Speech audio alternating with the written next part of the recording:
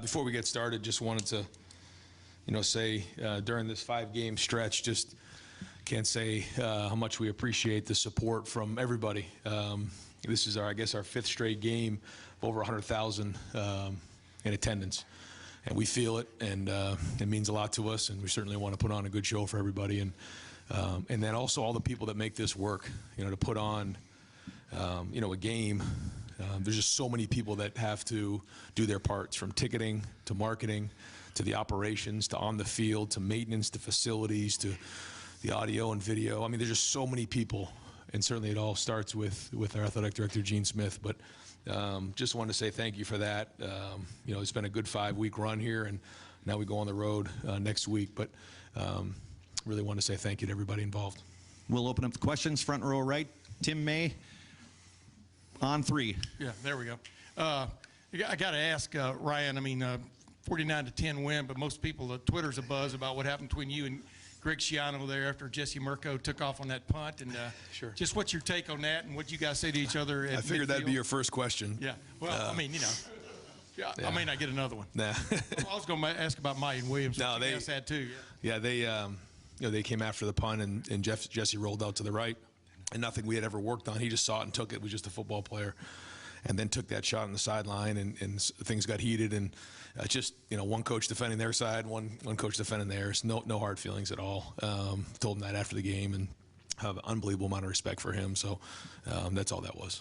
Over to the left, Stephen Means, Cleveland.com. Ryan, CJ's talked at length about you preaching to him, taking the easy stuff, not getting bored with the routine stuff.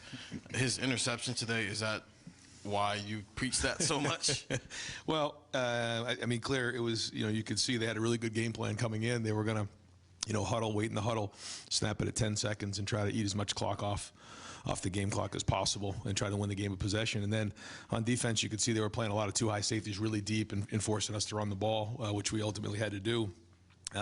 And we came out with a shot coming out in the first play of the second half, and we missed it. But there was a lot of really good throwaways that weren't there today by CJ, and he made some really good throws as well. So that's part of competing. That's part of it. Those are the types of games that sometimes we're going to have to play. And overall, I thought it was a job well done.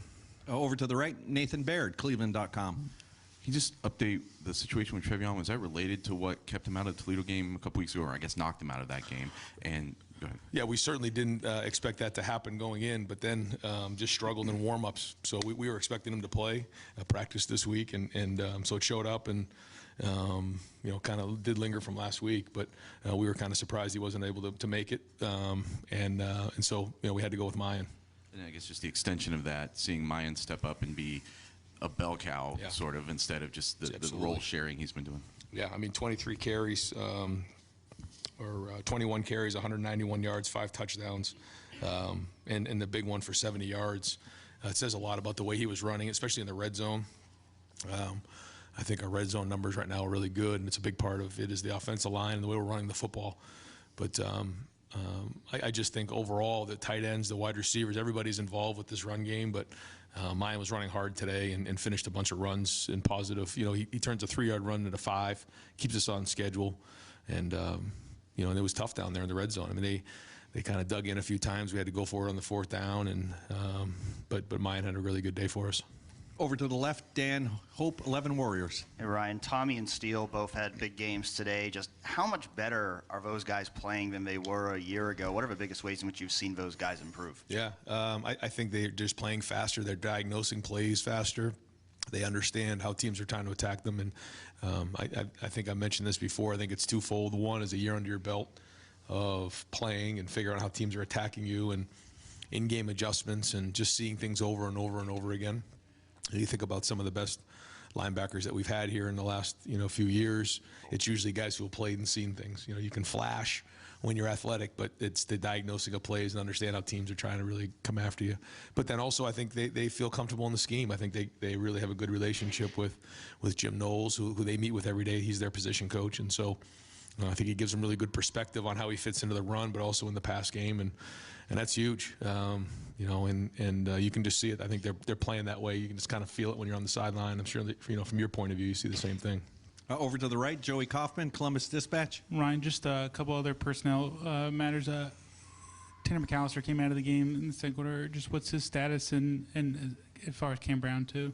Yeah, I don't really have much of an update right now on Tanner. We'll kind of evaluate him later today and tomorrow and kind of see where that's at. And then, Cam, we're trying to get back as soon as we can. Again, we kind of come in tomorrow and see where things are at and hopefully get a week of practice out of those guys. But again, we're going to always, make sure that we're following the lead of the doctors and the medical staff on the whole thing. And certainly the feedback of the players is critically important in all of this. So, at the end of the day, I'm kind of out of it. I trust the guys and they do a great job.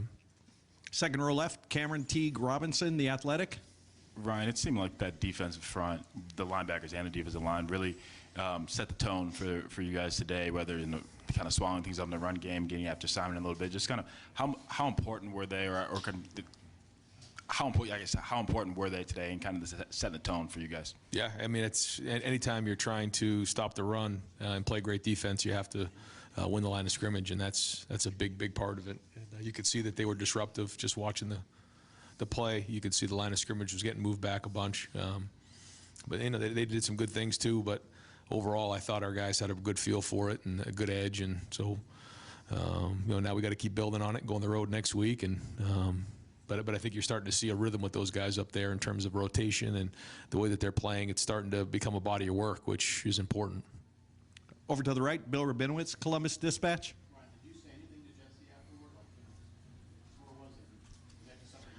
Yeah, I just grabbed him. I said, what happened, And he said, I rolled out to the right, and he goes, nobody was on me. I said, okay. Anybody tell you to do that? He says, no. I said, okay, we'll talk about that tomorrow. and just in general, I mean, it was a comfortable win, but did it feel clunky at times to you? I think it has to do with the way that, the way that they kind of went into the game, playing a lot of too high coverage, saying, all right, you're either going to run it for 5, and we're good with that. Or you're going to have to take the throws underneath. And then on offense, running it, huddling, running 30 seconds off the clock every play and snapping inside of 10 seconds. So, what happens with that is on offense, we end up with 59 total plays. They ended up with 56. So just not a lot of football there. And even at the end, in that fourth quarter, we're just kind of running out the clock and moving on. But, still, 49-10, it's still a heck of a day. But in those type of games, you have to you're proud of the win. And it's hard to get style points when you're playing in that style of a game. And I think the one thing about our team is they're good with that. You talk to the guys on defense, they love it, but, the guys on offense, it's not always the best, but they understand that winning's the most important thing. And if you start to get selfish or undisciplined, you can put yourself at risk in a hurry. And our guys know that it's important to make sure that we win, and we have to win different ways. Over to the left, Rob Aller, Columbus Dispatch. Ryan, you just kind of said it. Your offense, or at least your passing game's clunky, but you still score 49 points despite them playing you the right way. How do you stop you if you were on the other side? Is this the way to do it, or? It just depends. It depends on your personnel. It depends on what it is, and then we try to identify what's being done, and then we attack them in that area. If it's a too high structure, then we're gonna run the ball and control the clock, and that's okay. We're good with that. You can sit there and drop 8 every snap and say you're not going to throw the ball, or you can put a bunch of guys in the box and say you're not going to run the ball. That's why the balance is so important when you're playing, and this is a great example of that right here. And real quick, without pressing the issue, is it your understanding, without getting into detail too much, Greg thought that it was a called fake punt? Was that part of what brought him over? Oh, I don't know. I think he was just coming over to defend his player, just because he was kind of over there on our sideline, and it was a late hit, and there was a lot of emotion. I think he was just trying to get his player out of there, and things like that happen in football, and he was just defending his player. Over to the right, Clay Hall, WSYX. When you see a guy go 52 yards up in your grill like that, though, and the both of you are squaring off, I mean, when's the last time the juices flowed like Clay, that? I'm not going to bite on that, so I'm sorry. I know. It's confrontation, though. Next question. Over here to the right, Bill Landis, Rivals. the forced fumble, and he tipped the ball too on the interception that Steele had. Just wondering what you thought of his play today, and maybe if you've seen him kind of building momentum to a game like this. I think so. Yeah, I think he's playing well. I think he has built momentum. We'll watch the film and see how it was, but that was a huge play. Tips and overthrows are huge, and that was a tip that turned into an interception. And so, I think he's playing at a high level. We've got to watch the film and see, but I think he's been growing and building, and there's a chance he's playing his best football right now. Got time for just a few more folks. Over to the left, Spencer Holbrook, Letterman row. Ryan, are you kind of having to start getting used to winning the games by running the football and playing good defense? Seems like that wasn't really your calling card last year, and now I think, if by my count, this is your third time doing that this year. Is that just a change for you, and how good does it feel to be able to win like that? Yeah, it feels great. I mean, anytime you win games, it feels great, and it isn't about all the other stuff. You win, you move on, right? I mean, that's what it comes down to, and that's the way we look at it. And you can try to put a square peg in a round hole or vice versa, but if a team says they're going to take away this, then you have to do something else. I mean, that's just the way the game goes. And there's been times where we've played against teams that just say they're going to stop the run, and so we've thrown it, and you guys have seen that, and we have the ability to do that. And you can see today, their game plan. But that's when you talk about unselfishness, and certainly starts with the quarterback and understanding how to win the game, and that's what makes great quarterbacks. I mean, I think you look in the NFL, and I heard a great quarterback the other day say, "What's your favorite play in the red zone?" He said, "Run the ball." I mean, that's understanding what it takes to play winning football, and he understands that, and I think our whole team understands that. And final question for Coach over here to the right, Austin Ward, Rivals 97.1 The Fan. Brian, tell me if I'm taking this idea too far, but between last week with Jair's penalty, defending after the Mirko thing today, and spending all season talking about competitive stamina and toughness, does that apply to the coaching staff as well? And are you coaching with a different edge, do you think, than years past for your players? I don't know. I know that this team is hungry. I know that we're playing with an edge. I think people feel that, and I wouldn't look too much into it. But at the same time, you have to bring it every single week, and that's everybody across the board for sure. Great, Coach. Thank you very much. No problem. All right, folks, I'm going to bring C.J. Stroud to the main podium for just about 5 quick minutes, and then I'll follow him up with Mayan Williams at this main podium, and I'm going to put some other players at the back there. Mayan, I want you to hold off. I want you at the main one. Zach, I'll take you. Steele, I'll take you. Julian was the first one up here. I'll take you. And I'll take the next player. Yep, to the back. Yep. Thank you. Yes, sir. Thanks. Thanks, Steele. Thanks, buddy. Jerry. Hey, Stroud. All right, folks, in the back right now we have Zach Harrison. We have Julian Fleming. We have Steele Chambers. Hey, guys, each of you take a table. Yeah, thank you. And Teron Vincent, and also Javante Jean Baptiste. And then we'll open up questions here at the front for C.J. Stroud. Who's got the microphone? We'll, Louisa, right over here, please. Tim May, on 3. Yeah. Letterman Rowe. CJ, describe this kind of day from your vantage point. Obviously, it didn't seem like a big throwing day all the way around, et cetera, with the breeze, et cetera. But obviously, you tried to make Marvin Harrison Jr. a hero a few times. Things didn't click, pass interference and stuff. But how would you describe it from your vantage point? Because Ryan Day was saying great quarterbacks just want to get the win, want to get the touchdowns.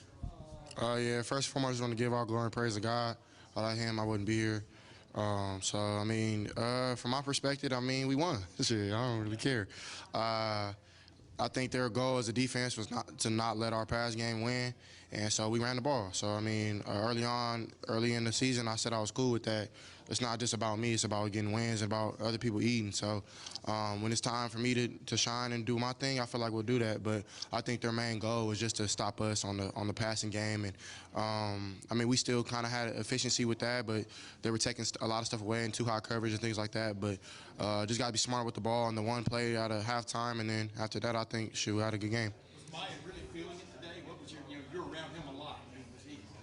Yeah, I mean, that's definitely one of my best friends on the team, so it's just good. It's really inspiring to see him have a good game like that, all the stuff he's been through, all the stuff he's still going through now to this day, all the work he puts in, and just how focused he remains. So it's kind of cool to see his work pay off. Over to the left, Cameron Teague Robinson, the Athletic. CJ, with you mentioned obviously you just want to win games. You mentioned they took away the pass today. You guys were able to run the ball. How important is a game like this today, going down the road, knowing that, like, hey, if they want to try to take you and your receivers away, you can lean on Mayan and Travion? Right. I definitely think that's something that we need, just because, I mean, we are pretty dynamic on the outside, and then I think we do a great job on the inside protecting, and I definitely think that maybe other teams will try, but I mean, if we can run the ball that good and connect on some of the plays like we were doing in the past game, then it'll be a recipe for a win and success. So I definitely think that we'll continue to get better and better. Just got to clean up some things on the offensive side of just like pass pro and me just with my reads, seeing one high, two high, and things like that. But they did some things on film we didn't think they were going to do. So just got to be prepared for everything. But I think we'll continue to be great. Over to the right here, Nathan Baird, Cleveland.com. Since you brought it up, can you kind of walk us through that first play of the second half? And is that an example of where they did something that you weren't expecting? Or Nah, they just went to plain old cover two. The nickel carried. I thought I could fit it over his head and make a tight throw. Just got to be smarter. I mean, their safeties, when they run their cover two, they get so much depth that they kind of take away that and the whole shot, just because when he sees the ball, that's when he reacts. So I tried to just fit it over the top. Could have made a better throw. Mecca ran a good route. The nickel carry, so I should have just checked it down in that cover two look, because they just put a whole blanket over the offense. So I just got to be smarter right there. I know that coming into the season, I knew I was going to get a little bit of that. And, I mean, in the first half, we didn't do everything that we wanted to do, so maybe I just was trying to press a little bit too much. So just got to be smarter.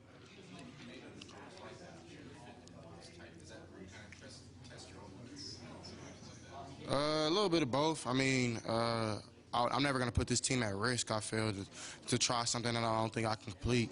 I know for a fact I can complete that ball. I just got to be a little better. Just got to step into a little more or something. I'm not sure. So, I mean, we'll get back to the drawing board, continue to watch film and get better. I mean, I think that's definitely this is a learning point. In the season, like, everything isn't figured out in any team in America, as you can tell around college football. So, I mean, there's nothing wrong with the Buckeyes. We're going to continue to be great. And we got two more questions for CJ. Over to the far left, Jeremy Birmingham, Rivals. CJ, did you learn your lesson about trying to celebrate with DeWand after Julian's touchdown? Because sort of got knocked over. But for real, in this season, you seem like the receivers have been rotating in and out, a lot of nagging injury, stuff like that. Is it harder for you to get into a established rhythm during a game if you don't know who's going to be there, or if practices are different or anything like that? Not really. I mean, I built a good chemistry with everybody. I mean, the young guys even, like, they come out whenever we throw routes and stuff like that. So, I mean, sometimes we're throwing the ball so efficiently that it's just a big surprise when you're not perfect every Saturday. So I get why maybe the question was asked. But, I mean, I feel like our rhythm was fine. It's just we didn't get a lot of plays on offense totally. I think maybe we got 50-something. They got 50-something too. So just in college football, it's not a lot of plays getting around like back in the day when it was just spread offense, tempo.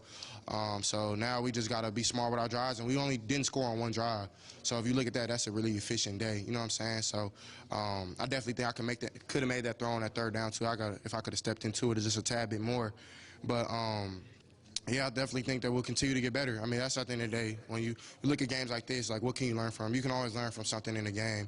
So, I mean, we'll continue to have great rhythm. And, I mean, I think both run and pass has been great, so we'll continue to build. And final question over here to the right, Joey Kaufman, Columbus Dispatch. CJ, how hard is it for you in games where teams are really sort of focused on taking away the pass and sort of that deep stuff? I mean, it's not necessarily too hard. I mean, at the end of the day, as a quarterback, you just want to win. So, I mean, I'm not in it for my personal stats or nothing like that. It's not about me. It's about this team. There's so many great people on this team that have decided to come play at this great university, and it would be selfish of me just to do things that are unordinary or just dumb to put the team at risk. So I think just being smart is definitely just – I mean, I think that we just want to win. So, I mean – if that means that I don't throw for a lot of yards, I don't throw for a lot of touchdowns, I can really care less. I'm here to win. So, but I definitely think if we get more possessions, then maybe we do a little bit more. But at the end of the day, I'm blessed to be here. So great. No, breeze. I mean, y'all felt it. It was nothing. I mean, it was like. Nah, none of my throws sailed. I just missed it. It is what it is. CJ, thank you very much. Thank y'all. Great job. Hey, great win, buddy. Great. Okay, Mayan, ready? First of all, props to Mike Bassford for getting everybody up here. He works his tail off downstairs, and I really appreciate that. All right, next up front here, we're going to open up questions for Mayan Williams. Over to the right, Dylan Davis, Delaware Gazette. Did you become aware of that touchdown record and that you were kind of approaching it? Did you know that at any point during the game? I actually didn't. They didn't tell me until after I scored the last one. That's when I found out. And I know that you and Trey have handled it so well with splitting carries, but how good did it feel today to be that guy to get more of a featured role in the offense? It's just a blessing. Just want to give a big shout out to the O-line, tight ends, and wide receivers for making that happen for me. Over to the left, Cameron Teague Robinson, The Athletic.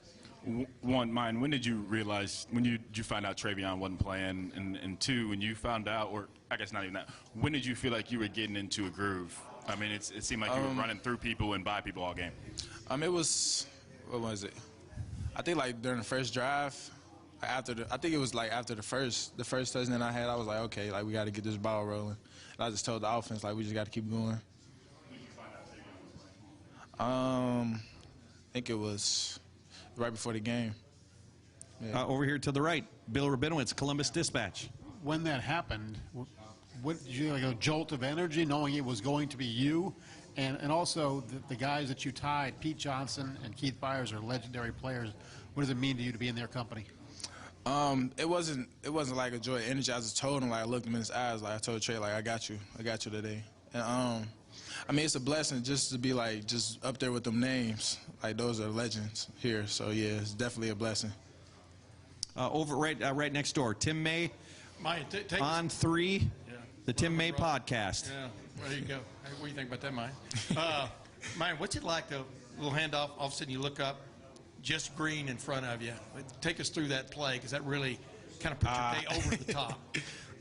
When I broke and I just seen green grass, I was just running. I was just telling myself don't get caught. So I just kept running. And how important is it to get one of those? Excuse me. It's not really important. It's just it's a blessing. Just a blessing to have to break one. So yeah. Over here to the right, Austin Ward, Rivals, 97.1 The Fan. Mine, I could look it up, but I think it might be easier to just ask you. Did you have games like this in high school, 5-touchdown game, more? Or is yeah. You did, all right. The most I scored in high school was 6 touchdowns in a game. Did you think that you would ever have one of these once you got to the next level, or you could do that again? I never would have thought. I never would have thought I would have had a game like this. Do you have to come up with other touchdown celebrations, get more creative when you? I don't think so. It's just a blessing, man. I just give all glory to God, man. Over here to the far left, Spencer Holbrook, Letterman Row. Mine, it seemed like all of your touchdowns came, just a few yards away, but the 70-yard one, did you think you were going to get caught? It looked like you were high-stepping a little bit, trying to get away from everybody. I was actually, once I was running, I didn't feel like I was going to get caught, but I was just, it was just in the back of the head, just don't get caught. I was just telling myself that, so yeah. Can you kind of walk us through that play a little bit? How did that unfold? When did you see the hole open up, and once you saw it, did you just know that you were gone? I ran, and then the safety had blitzed, but I made him miss. So, after that, wasn't nobody else in front of me, so I just ran. And last question for Mayan up here in the front, Nathan Baird, Cleveland.com. Can you just sort of describe for the rest of us what you're seeing on the field from this offensive line and the tight ends and receivers in front of you, and just what they're doing right now to propel this run game? Just rocking off the ball and really taking their men and just driving them. So they're just doing a good job firming them up, just blocking. Great. Mayan, thank you very much. Congratulations on a great game. Thank you.